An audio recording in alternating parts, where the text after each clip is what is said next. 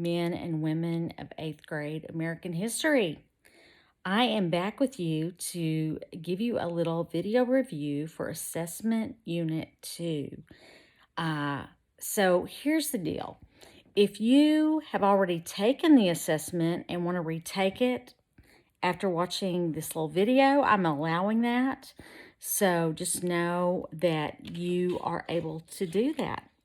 So I'm going to begin, and I'm going to start with talking about things that led to the American Revolution. Now, you've done many lessons on these items, but I want to review those with you. First of all, there was the Stamp Act. There was the Sugar Act. There was the Quartering Act. Remember, quartering was allowing, well, not allowing, we didn't get that choice. I'm speaking as if I were a colonist. We had to house British redcoats, the soldiers, to stay in our home if they told us they were going to, and we didn't have a choice. And that, we can't even imagine that happening today. But those three, as well as some other things, led to the American Revolution because they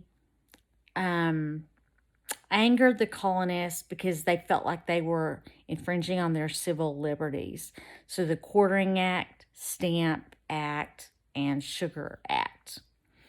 Now, let's move on to the Sons of Liberty. Samuel Adams was actually a Son of Liberty. It was a group of men who were protesting the British monarchy and the redcoats. Now, they were also against the economic policies that were being put onto the colonists. I just mentioned those economic policies: Stamp Act, Sugar Act, Quartering Act. The Stamp and Sugar Act were forced on the colonists, and it caused things to be more expensive. And what were they paying for? Why were these acts brought on? You did a whole worksheet on that had the cause and effects, and it mainly came from the French Indian War that the British were in debt from. Okay, so let's move on. The Proclamation of 1763 angered colonists because, now this is different from all the things I just mentioned, the acts. This said that the colonists could not expand westwardly. Okay, so we had to stay in the areas that we were in. We could not expand and move west. Proclamation of 1763. Now, the Continental Congress had a proclamation, I guess we can call it, where they appointed George Washington as the commander-in-chief. He was that was in 1775. So they basically, you may read some quotes, and you need to know that who were they saying is going to be our commander-in-chief, our head of our army, and that was George Washington, who is considered the father of our country, our first president of the United States. All right. Now, let's see. If I gave you several facts and you had to pick which era it came from, I'm going to give you some examples of things that might be listed. I can see the TV reflecting in my glasses. Anyway, so if I said the Intolerable Acts, the First Continental Congress, Thomas Paine's writing of Common Sense, what era would that be in? It would be in the Revolution era, because all of those led up to the Revolution. So be able to recognize that. Now, you need to know the order, and I have a little hand motion for you. You need to know the order of the American Revolution. So the first, I tutor college kids on this too. The first battle was Lexington. So hold up your hand and make an L, okay? Lexington. And it's actually Lexington and Concord. Lexington and Concord, Saratoga, Yorktown. Now, what do those all three have in common? They're in alphabetical order. So know that when you're talking about the order of the American Revolution, it's in order. Let's go over them again. Lexington and Concord, Saratoga, Yorktown. And that's the order.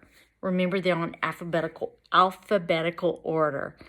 Now, you might say, well, Lexington and Concord isn't, but they go together. So just know that LC, go together.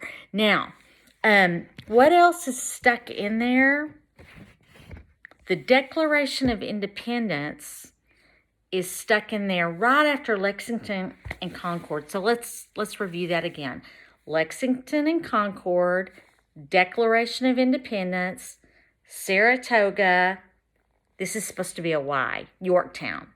Okay? So now you can remember those that way. You need to know that when I list beginning of the war and the end of the war, and then I put something in between like Saratoga, that's always the turning point. Saratoga was a major turning point of the war. And by us winning that, and I say us as a colonist, by us winning that war, that battle, that encouraged the French to start helping us. And that's a major thing you need to know, that the French started helping us. And it renewed hope for our military that were representing the colonists. It got us the foreign help from France, and it forever changed the face of revolutions. Our revolution, the American Revolution, encouraged other countries to also have revolutions. Now, that's not on the test, but I just wanted to throw that in there. All right, you should know why we celebrate the 4th of July. And it's because that is when, on July 4th, 1776, we submitted the Declaration of Independence to Britain. And I want to read a little bit of the Declaration of Independence. I want to show y'all this. So I have this little pamphlet here. This is the Declaration of Independence. So let's read. I want to read the very first part of that. And here it is. We hold these truths to be self-evident, that all men are created equal, that they are endowed by their Creator with certain unalienable rights, that among these are life, liberty, and the pursuit of happiness. What year did all of that happen? The writing of that, 1776. All right. So we've read that. Now I want to move on to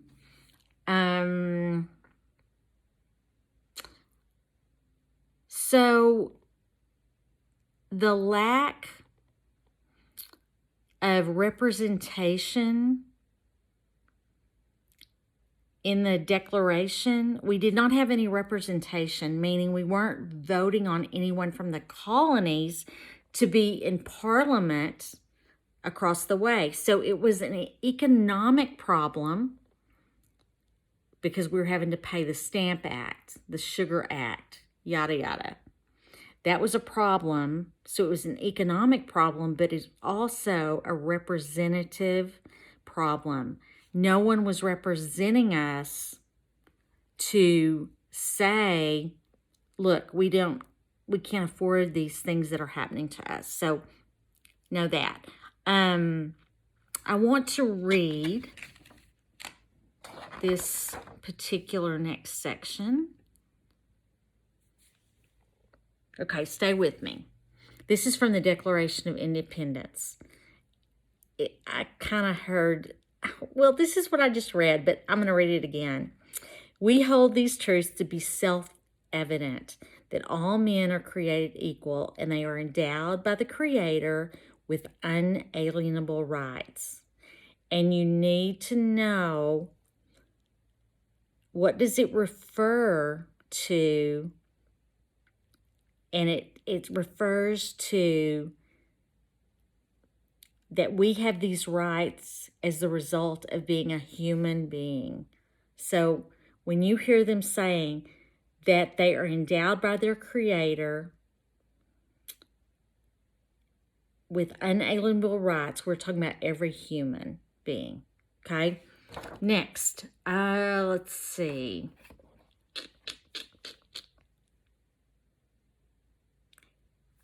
This is the order of the Tea Act.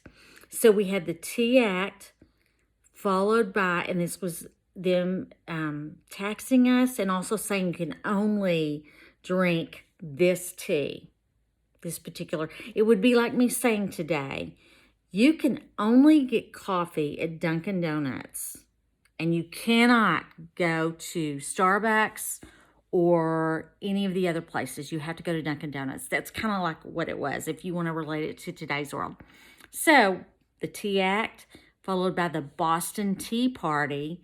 This was the Sons of Liberty, remember the group of colonists, dressed up as Native Americans in the Boston Harbor, throwing all of Britain's tea into the harbor, into the water.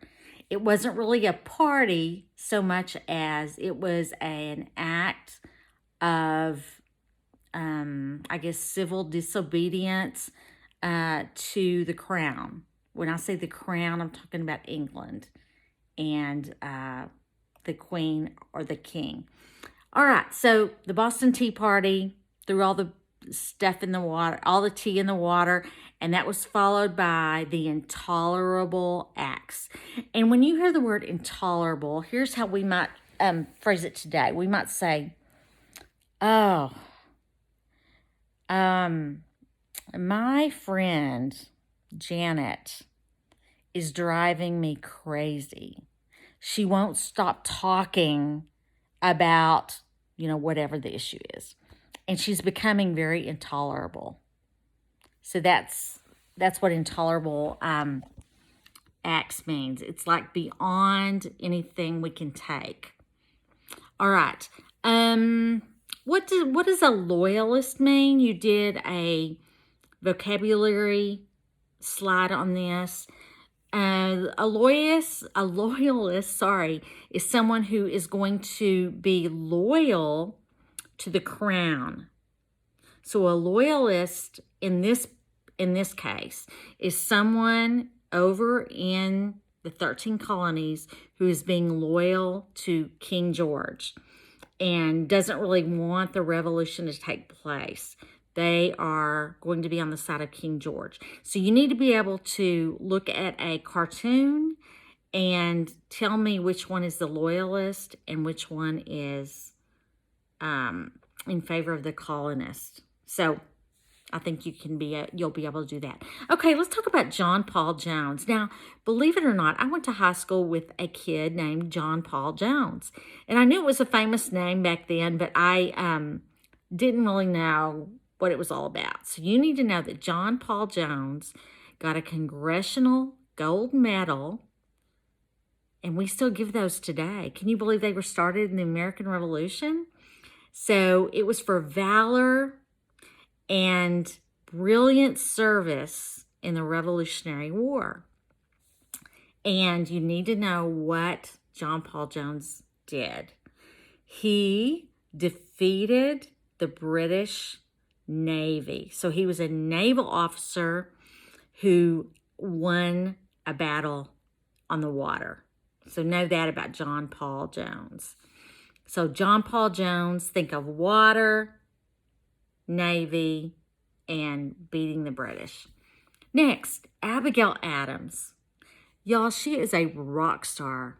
And she said to her husband, John Adams, who was one of our forefathers and also the second president of the United States, and he was George Washington's vice president. And on we go. She said, remember the ladies. And she has a very famous quote. It goes on and says something like, all husbands would be tyrants if they got what they wanted, which I'm not saying that about all men. I'm just saying what Abigail said. Remember the ladies. And what she's saying is, women are smart and we should listen to them. And I say amen to that. All right, let's move on. I've already spoken about this, but the American Revolution era, we've talked about. Let me see if I have anything on my computer to say about that.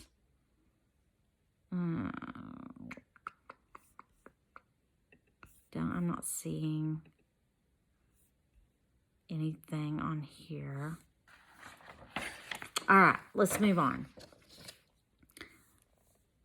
You need to recognize the name Galvez. This is a gentleman's last name, and I'm don't even want to say the whole name. I'm going to, but I'm probably saying it wrong.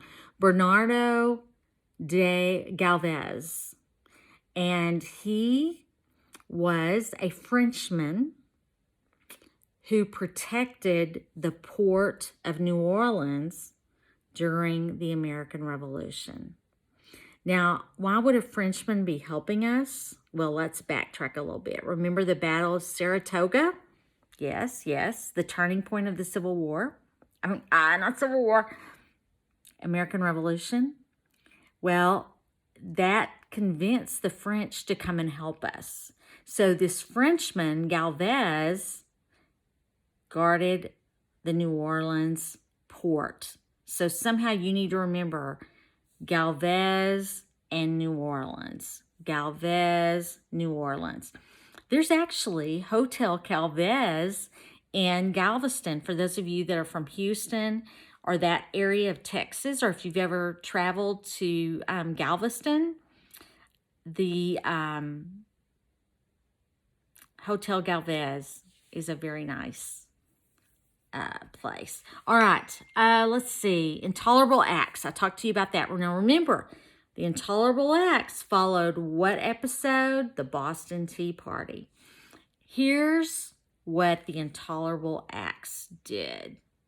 Remember, they were intolerable. Number one, they closed our ports. That is our naval ability, not only our Navy, but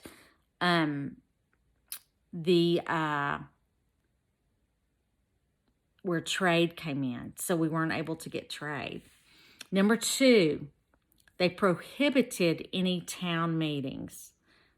Now, that is like big no-no. You should be able to have town meetings.